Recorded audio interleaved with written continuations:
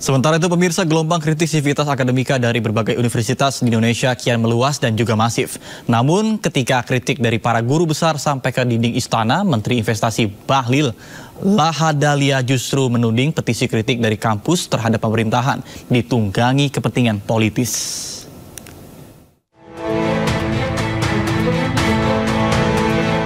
Gelombang kritik sivitas akademika dari berbagai universitas di Indonesia kian meluas dan masif. Gema narasi peduli demokrasi hingga petisi berisi kritik keprihatinan atas kemunduran demokrasi yang digerakkan demi menjaga perjuangan reformasi dan demokrasi itu sendiri dinilai sejumlah elit dan individu sebagai kepentingan politik.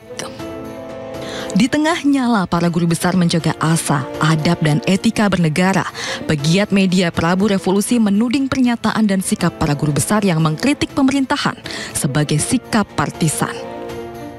Meski kritik para sivitas akademika dan guru besar telah sampai ke dinding istana, namun Menteri Investasi Bahlil Lahadalia juga menuding gerakan kritik para guru besar ditunggangi kepentingan politis berbau amis. Sangat tidak elok ketika kampus dicampur adukan dengan kepentingan politik. Apalagi tidak secara resmi mewakili kampus.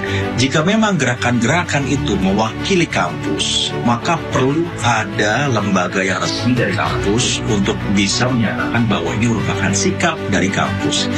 Jika tidak, maka ini bisa dikatakan sebagai sikap perorangan atau kumpulan perseorangan yang kebetulan memiliki afiliasi dengan kampus tersebut.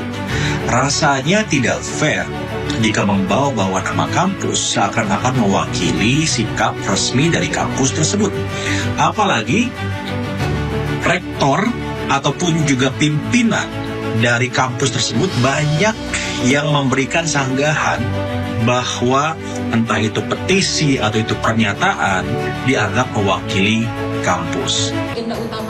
Pakar komunikasi politik Gun Gun Herianto menerangkan gerakan para sivitas akademika adalah ekspresi dalam berdemokrasi, bersifat masif dan tidak ditunggangi kepentingan politis.